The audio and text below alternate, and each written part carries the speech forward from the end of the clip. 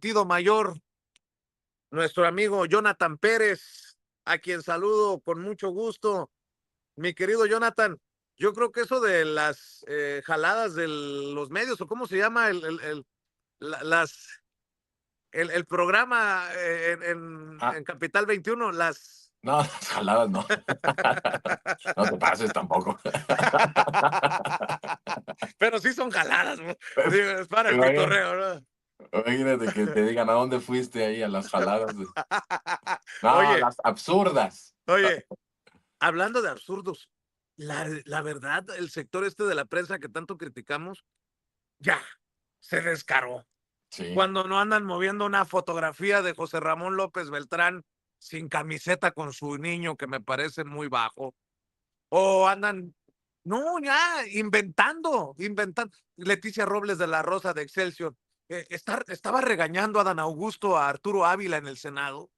Pinches periodismo de suposiciones. Y ya el colmo, ahora que se destapa lo de la derecha diario, ¿no? O sea, creo que nunca más chingón el programa de las absurdas de los medios en Capital 21 que tú Oye, diriges. nos la pasamos muy bien, Vicente. La gente estaba muy contenta. Ay, el pitorreo estuvo sabrosísimo. Y tú te la pasaste muy Y bien. por favor, no le vayas a decir presidente a Andrés Manuel López Obrador porque le da algo a López Dóriga. No, hombre, lo disfruté muchísimo. Además de que ya teníamos mucho tiempo sin vernos. Sin poderte abrazar y me dio mucho gusto abrazarte, querido Vicente. La verdad es que me la pasé increíble en ese programa, estuvo muy bueno. Gracias, gracias. Oye, y por cierto, muchas de las absurdas de los medios corporativos son relacionadas a lo de las visas. Que si le quitan la visa a fulano, que si le quitan la visa a mengano. Ya es hasta, pues, absurdo precisamente que tengan que andar los políticos diciendo, no, no me la quitaron. Ya ando acá en Estados Unidos. ¿Qué es eso? A ver, bueno, pues obviamente escuchar tus reflexiones, mi querido resentido, mi querido Jonathan, bueno, en momentos en que sí se evidencia eso que tanto me criticaron porque se lo dije a la presidenta en una mañanera, la putrefacción, el proceso de putrefacción en el que se encuentra un sector de la prensa, mi querido Jonathan. Bueno, ojalá y que fuera un sector solamente de la prensa, ¿no? A mí, la verdad es que yo voy más allá y pienso que es el peor momento de la prensa en la historia de nuestro país. Nunca había sido esta prensa como la que hoy tenemos. Fíjate que estaba yo revisando algunos de los archivos de la prensa que si me preguntas qué estás haciendo en las noches o en las madrugadas desvelándote, estoy viendo archivos de la prensa de los noventas, de los ochentas, y encontré algo que me parece interesante, porque fíjate que por ahí de los noventas, el propio Joaquín López Dóriga con Ricardo Rocha, que en paz descanse, y se atrevieron a hacer un programa que me pareció muy interesante, en donde hablaban abiertamente del FOAPROA y abiertamente también estaban entrevistando y además entrevistas muy fuertes contra justamente estos banqueros que se autoprestaron entre ellos mismos o ellos mismos a su banco pidieron préstamos para hipotecas, para carros, para empezar negocios o entre amigos banqueros se fueron prestando dinero y la forma en la que preguntaba Joaquín López Dóriga y Ricardo Rocha era una forma muy periodística, ¿no? Algo que estaba a la altura del fraude de lo que significaba el FOBAPROA. De tal forma que por eso aseguro que los tiempos de la prensa en estos momentos, en este país, son la peor etapa que estamos viviendo. No hay hoy, en estos días, antes veíamos que había ciertas excepciones en una prensa vendida, ¿no? Que se hablaba o se decía de ella. Y veíamos a Ricardo Rocha en algún momento muy valiente desde su espacio de Radio Fórmula, dándole incluso entrevistas muy largas a López Obrador cuando todos los medios se habían cerrado, incluso el propio Radio Fórmula se había cerrado a entrevistarlo. Y veíamos a Carmen Aristegui también haciendo en cierta medida una diferencia, hablando con personas como Lorenzo Meyer, como Fabricio Mejía, que en esos momentos pues eran parte de la mesa de los analistas de cada semana en ese espacio. Pero hoy todo eso se ha cerrado. No hay periodistas hegemónicos que podamos decir son excepciones en la prensa. En general es una prensa colérica, una prensa muy corrupta, una prensa que muestra lo peor de lo que fue México y que sigue queriendo comportarse como en esos tiempos en donde pues prácticamente el pueblo y el país les creía sin ver, ¿no? Y que abiertamente si salía en la tele pues era la realidad y si no salía en la tele pues simplemente no existía.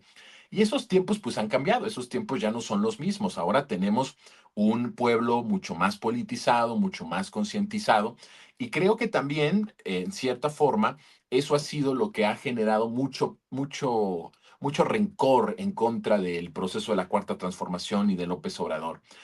Andrés como un despertador de conciencias y como alguien que abiertamente mostró en una lucha por la transformación del país quiénes eran los medios de comunicación y quiénes eran los protagonistas de los medios de comunicación. Eso creo que es algo imperdonable, que un personaje tan importante en la historia ya de nuestro país haya basado mucho de su lucha política y mucho de su lucha social y mucho de la construcción de un movimiento que hoy está transformando el país y que haya basado todo este proceso en desenmascarar y exhibir a los medios de comunicación. Y eso es algo imperdonable para estos agentes de poder que no periodistas, porque no ejercen el periodismo. Por lo tanto, aunque tengan una cédula profesional, si no ejerces el oficio del periodismo, no eres periodista. Y eso no se lo perdonan a López Obrador. Creo que parte muy importante del movimiento de transformación está basado justo en no creerle a los medios hegemónicos. Mucho de esto de la revolución, y yo creo sinceramente que la base más importante de la revolución de las conciencias tiene que ver o ha tenido que ver con la condena a los medios de comunicación de que mienten sistemáticamente. Y entonces cuando llega al poder este proceso de transformación, que es el que llega al pueblo al poder, pues evidentemente que lo que vemos es que hay una cero credibilidad, hay una cero credibilidad por parte del pueblo a estos medios que pretenden ahora convertirse hasta en entes, ¿no? O pilares de la democracia, de la libertad, de la pluralidad, cuando ellos fueron los que sistemáticamente les cerraron las puertas a las voces alternativas, les cerraron las puertas a la posibilidad de que el pueblo de México pudiera en momentos en los que estaba el gobierno de Calderón o el gobierno de Peña Nieto, pudiera ver en sus pantallas o en la radio, escuchar a López Obrador, que era una voz que estaba planteando un nuevo proyecto de nación. Esa es una negación sustancial de derecho básico de la gente a la información y al poder escuchar en los medios una voz alternativa que era López Obrador, que estaba proponiendo una nueva política, que estaba proponiendo una nueva legalidad, que estaba proponiendo un nuevo pacto social y que eso se le haya negado al país. Bueno, los medios de comunicación son culpables de esto, de que no se haya democratizado esa posibilidad de escuchar en esas frecuencias de radio o en esos canales de televisión la voz de alguien que estaba proponiendo un país distinto, una alternativa. Y esa negación sistemática de los medios de comunicación, por órdenes evidentemente de los poderes más perversos de nuestro país y posiblemente de los poderes transnacionales, pues convierten a los medios de comunicación de hoy en verdaderos hipócritas. Cuando ellos están diciendo, nos están queriendo quitar nuestra libertad, y eso fue lo que hicieron ellos. El instrumento para quitarnos a nosotros libertad y derechos fueron justamente ellos en el gobierno, en los gobiernos pasados, en el régimen pasado. Los medios de comunicación fueron instrumentos del régimen para violentarnos, para quitarnos derechos y para que no tuviéramos la posibilidad de escuchar que alguien estaba proponiendo un país distinto. Entonces creo que eso es algo de lo que hay que condenar a los medios y que seguimos señalándolo, y que contrario a lo que pasaba en el régimen anterior, ahora hay un abuso incluso de la libertad. Se abusa de la libertad o a nombre de la libertad se emprenden grandes campañas de odio, grandes campañas de mentira, grandes campañas de calumnia y que se utiliza esa libertad justamente para ensuciar, para empezar grandes campañas para desprestigiar a este proceso de transformación. Entonces creo que eso nos habla mucho de la desesperación también que hay de parte de los medios, no como periodistas, porque lo que estamos viendo no son periodistas, ¿no? Reaccionando ante un hecho de censura, sino lo que estamos viendo es cómo empieza a haber una limitación al poder que utilizaban y ejercían de manera muy impune estos medios de comunicación como agentes de poder, no como periodistas, que en algún momento tal vez lo hicieron o que de manera intermitente lo hicieron a lo largo de estos años, pero que en realidad nunca han sido periodistas que les importe el derecho a la información o que les importe la información como un derecho elemental de la población. Y eso a mí me parece que es muy importante. Ahora, yendo al tema de las visas, que es creo que un tema que se ha estado hablando muchísimo en todos los medios y en todos los espacios, tanto evidentemente de este ecosistema mediático de derecha como de los medios independientes, pues creo que es importante simplemente volver a subrayar que hay una desesperación muy importante de parte de todos los actores que quieren revertir la cuarta transformación. Y quisiera ponerlo en dos ámbitos muy importantes. El primero es, hay una desesperación existencial de todos estos grupos fácticos, bendecidos, patrocinados, impulsados por los yanquis, porque todo lo que han hecho desde el 1 de diciembre de 2018 hasta la fecha no les ha resultado para tirar al gobierno. Y cuando estoy hablando de todo lo que han hecho, Vicente, estamos hablando de que hoy sabemos que durante esos 8 años es posible que hicieron, coordinadamente con Estados Unidos, operaciones encubiertas, operaciones clandestinas, de las cuales ni siquiera nos vamos a enterar si muchas de las cosas que han sucedido de violencia en nuestro país fueron coordinadas desde una operación clandestina hecha por alguna agencia de Estados Unidos. Han utilizado a los grupos criminales para presionar al gobierno de la Cuarta Transformación a renunciar a su proceso de pacificación. Han utilizado diferentes asesinatos selectivos para también llevar al caos al país, para mostrar que el país está fuera de control, que los criminales son los que verdaderamente mandan. Y todo esto que han hecho y que ha significado vidas humanas, ¿eh? Todo esto que han hecho en estos 8 años, que ha significado pérdidas de vida, que han estado con una estrategia clara de que esos acontecimientos sean utilizados para tirar al gobierno, para truncar el camino de paz que se está construyendo desde el 1 de diciembre de 2018 con Andrés Manuel López Obrador, no les ha funcionado. Por lo tanto, creo que llegan a un límite de sus acciones en donde creo que hay dos caminos. Uno de ellos, Alito Moreno, lo ha estado comunicando constantemente, que es, se acabó, lo dijo en televisión, lo dijo en la radio nacional, se acabó el tiempo de hablar. Dijo, se acabó el tiempo de hablar y se acabó el tiempo del diálogo. Eso no es algo que esté diciendo Alito Moreno de su propia persona, es decir, no es algo que esté generándose como una advertencia personal. Es una interlocución de poderes mucho más poderosos, de poderes mucho más perversos, que lo que están anunciando es se acabó el tiempo del diálogo y de hablar. Ahora vamos a pasar a la violencia. Y por otro lado, Estados Unidos, que ahora los que de verdad antes decían, estos están locos, simplemente están delirando con sus teorías de conspiración, que decían que no había coordinación con Estados Unidos o que Estados Unidos no estaba metido, involucrando y de manera directa, involucrándose en toda esta campaña de golpeteo, pues ahora es evidente. Por lo tanto, van a continuar y esto de las visas es un extremo ya de la desesperación también de un régimen estadounidense que se cae a pedazos, que tiene una deuda impresionante, que está perdiendo influencia en todo el mundo, que está perdiendo todas las guerras que ellos mismos provocaron y que estamos viendo ese desplome, pero que dentro de ese desplome sigue teniendo un poder, sobre todo en América Latina, sobre todo en nuestra región, y más en México, que compartimos tanto comercio, tanta economía, tantos ciudadanos, tantos conciudadanos, y por supuesto tanta frontera.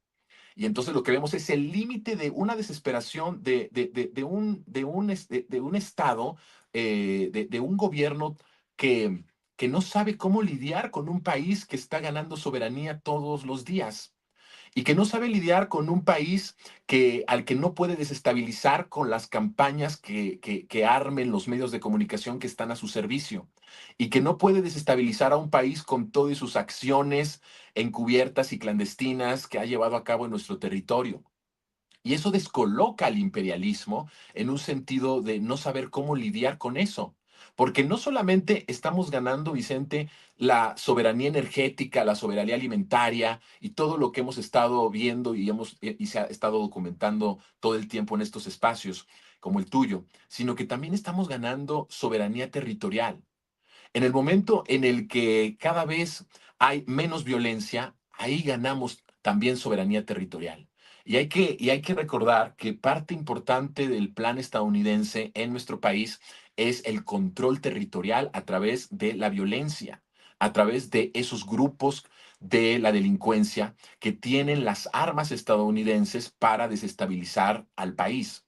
Y en esa cancha, en ese terreno, también estamos ganando. Y entonces creo que el imperio actúa en una forma desesperada y entra en una dinámica de desesperación de la propia oposición mexicana y lo que están haciendo simplemente y sencillamente son todas estas patadas de ahogado que, ojo, no porque sean patadas de ahogado, no duelen las patadas o no sean potentes esas patadas o no puedan provocar un daño esas patadas de ahogado que están dando. Y eso creo que es la peligrosidad. Ya no queda más que hacer. ¿Qué es lo único que quedaría por hacer en este país para desestabilizarlo? ¿Qué es el siguiente paso que se atreverían para poder desestabilizar algo que han intentado estos 8 años y no han podido? Los Marines. Bueno, tal vez eso, ¿sí? Tal vez eso, otro atentado, autoatentado, otra falsa bandera. Es decir, hay un montón de posibilidades que todavía tiene, pero creo que están llegando a un extremo y están llegando a un límite incluso ya de desesperación, de no saber qué hacer con un país al que le han hecho de todo en estos 8 años y no han podido quitarle un solo punto de aprobación a este proyecto que busca transformar la vida pública de este país y que busca en realidad fundar una patria nueva, con instituciones nuevas, con correlación de fuerzas completamente distintas y por supuesto con mucha más soberanía, porque la clave es esa. La clave es, a más soberanía, ellos evidentemente van a actuar de formas más violentas porque esto significa ya en sí mismo un hecho incluso existencial. Entonces, ese es el planteamiento de lo que está pasando con todo esto, todo este régimen y todos estos intereses, incluyendo los intereses yanquis. Ahora, del otro lado, ¿cómo tendría que actuar el pueblo? Pues me parece que el pueblo tendría que actuar en esa misma dimensión de extremidad. Y lo que yo digo es, el pueblo tiene que saber que lo que estamos ahora hablando ya no es de dos proyectos opuestos y contrapuestos, como en algún momento fue con López Obrador, que nos decía lo que significamos nosotros, la 4T o Morena, y lo que significa el PRIAN. Ya hemos rebasado ese cuadro, hemos rebasado ese planteamiento. Ya no se trata de dos proyectos opuestos y contrapuestos que van a estarse disputando el país cada que hay elecciones, ¿no? 2027, el 2030. No, yo creo que ahora lo que estamos viendo también es un asunto de supervivencia como nación independiente. O sea, lo que estamos viviendo en estos momentos o lo que estamos enfrentando estos momentos no es un hecho menor, es un hecho por la supervivencia como México independiente. Vamos a continuar siendo un México independiente y creo que en la medida que asumamos que esto deja de ser ya un pleito entre el PRIAN y Morena, y asumamos que lo que hoy estamos teniendo es una disputa real por si este país es un país que va a estar entregado a los intereses yanquis o un país que va a estar a la altura y va a seguir siendo independiente para las siguientes generaciones. Y cuando hablamos de las siguientes generaciones, estamos hablando de nuestros sobrinos, de nuestros hijos, de nuestros nietos, de lo más próximo a nosotros y qué es lo que le vamos a dejar a ellos como país, un país independiente o un país completamente supeditado a los intereses estadounidenses, con sus agencias actuando en nuestro país, con el empoderamiento de los criminales, con el régimen económico que beneficia a unas cuantas familias, con la explotación de nuestra tierra, de nuestros recursos naturales, es decir, perder todo lo que nos da la garantía de ser un país y una patria Oye, independiente oye, querido y Jonathan, dejárselas.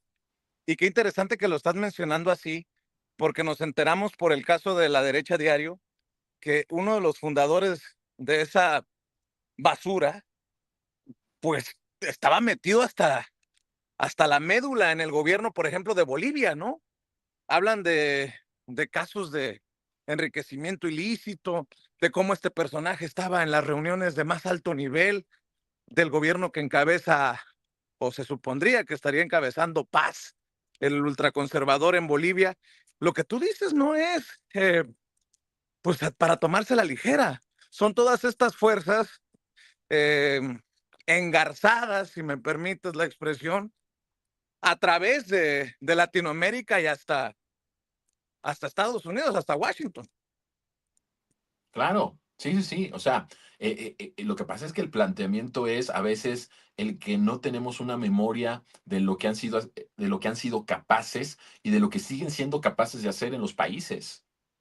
O sea, a mí me parece que esto es algo muy importante. Yo sí creo que es importante hoy y escuchaba un poco la conversación que tenías antes de entrar contigo, y creo que es muy importante que la gente sepa de qué se ha tratado lo que ha hecho Estados Unidos en el mundo. Estaba yo viendo unas cifras que me dejaron verdaderamente frío en el sentido de saber el daño que le hace Estados Unidos al mundo entero. Fíjate nada más, solo por sanciones unilaterales o por acciones unilaterales que toma Estados Unidos en contra del mundo por parte de Estados Unidos, se mata al año a 500,000 personas en todo el mundo por acciones unilaterales que Estados Unidos lleva a cabo en el mundo. Estamos hablando que en 50 años, estamos hablando de que serían más de 28 millones de personas muertas por las decisiones y las sanciones unilaterales de Estados Unidos. Estamos hablando del país más letal del mundo en la historia. Y creo que es importante que veamos esto y de nuevo, no hablamos del pueblo estadounidense. Creo que el pueblo estadounidense está en una postración impresionante, ¿no? El pueblo estadounidense está padeciendo ese sistema. Son los primeros que han padecido este sistema. Ojalá y se rebelaran, ojalá y se levantaran.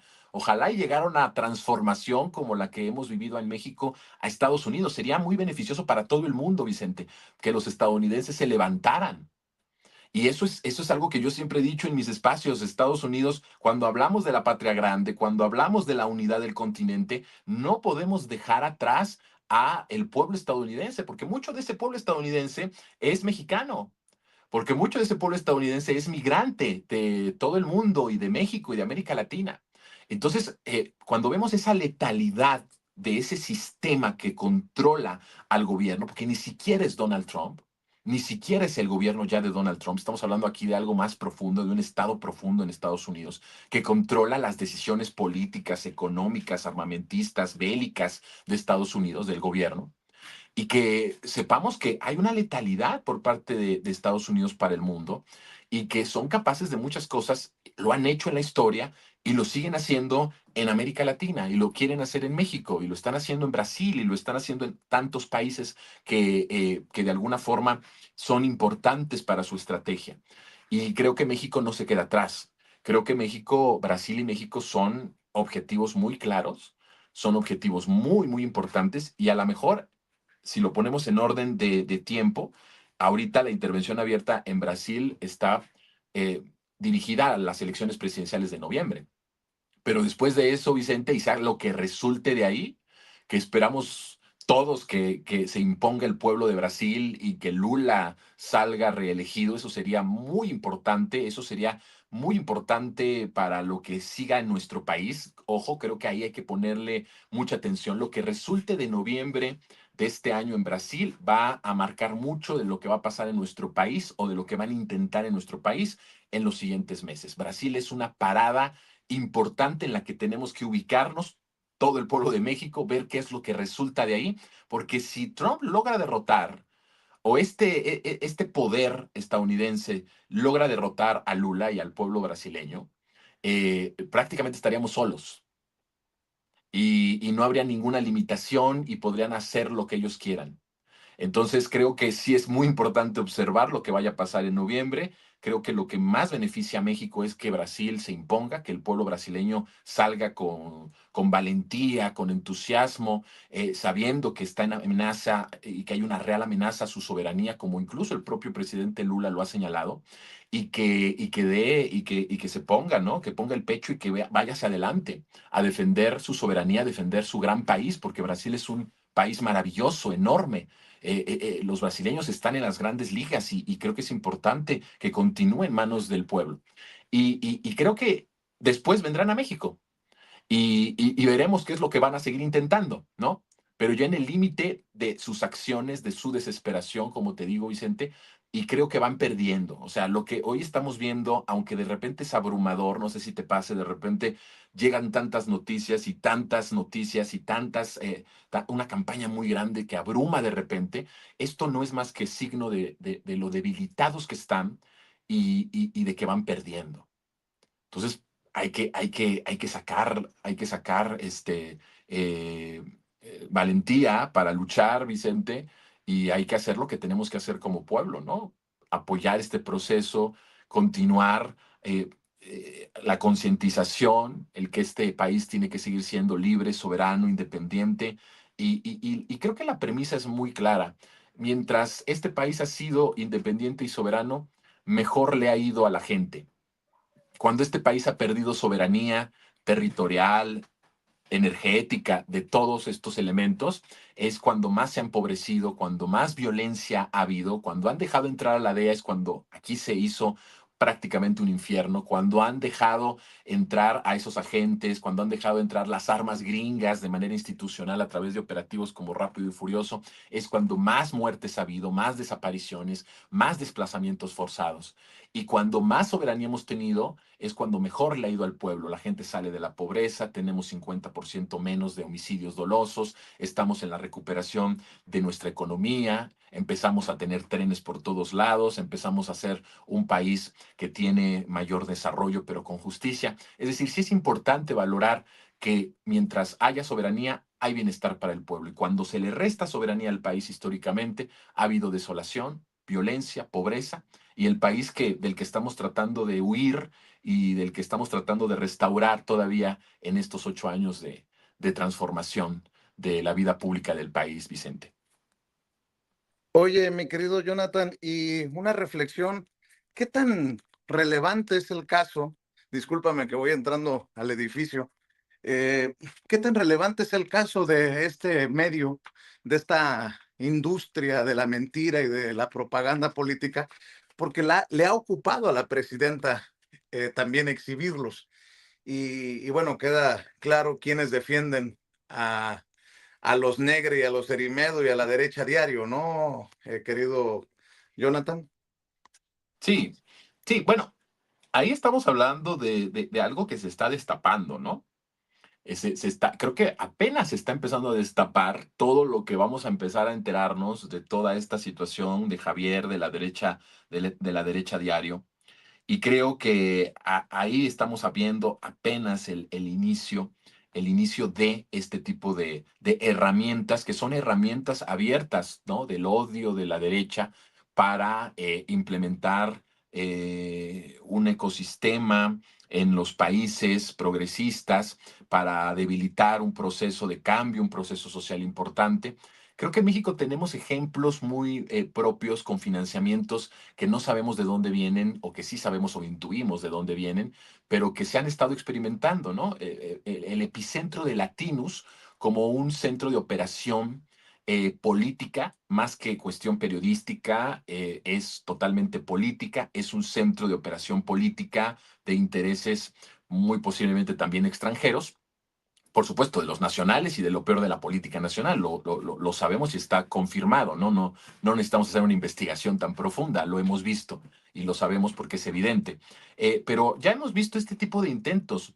Yo lo que planteaba hace unos años era que el Latinus, por ejemplo, y este tipo de medios como La Derecha Diario son epicentros que van sustituyendo de una u otra forma a los políticos, porque estos, en el caso mexicano, están muy desprestigiados.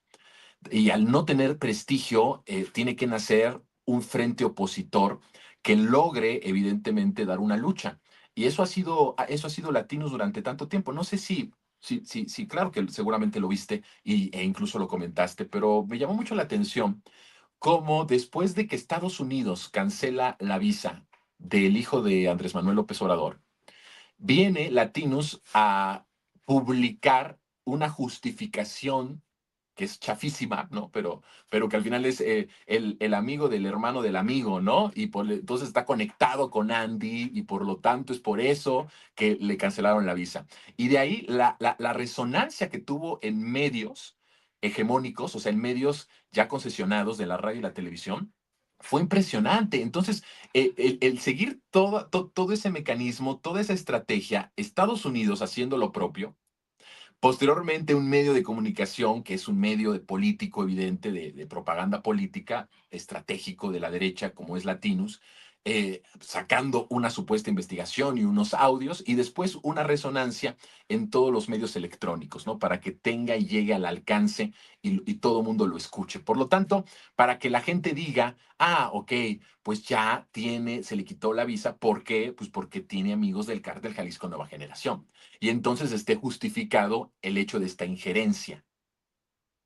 Esa es la manera en la que lo hacen. Entonces, estos centros no son centros informativos, no son centros de comunicación, son centros políticos con intereses políticos, nacionales, transnacionales, de la derecha transnacional, de la Claro. derecha mundial, que sirven para esto. Son estos aparatos, ¿no?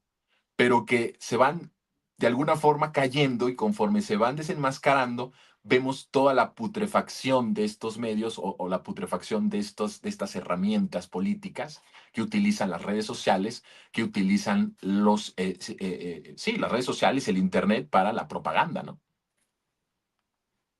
Totalmente. Y hay que combatir con verdad, con información, con sustento, con bases. Mi querido Jonathan, me la pasé muy a gusto el otro día ahí en los estudios de Capital 21. Yo le voy a pedir a la gente, si me permites, seguir buscando el programa. Nos divertimos mucho con Jesús Pérez Gaona, con la querida Sandy, en lo más absurdo de los medios. Me imagino que lo pueden encontrar todavía Sí, en las redes. está en las redes, el programa en las redes de Capital 21, está ahí el programa para que los que no lo han podido ver, de verdad no tiene desperdicio, porque creo que nos divertimos muchísimo, pero como tú dices, ¿cómo dices? Dejamos la víbora chillando, ¿no? Chillando. Ándale, ándale, ándale.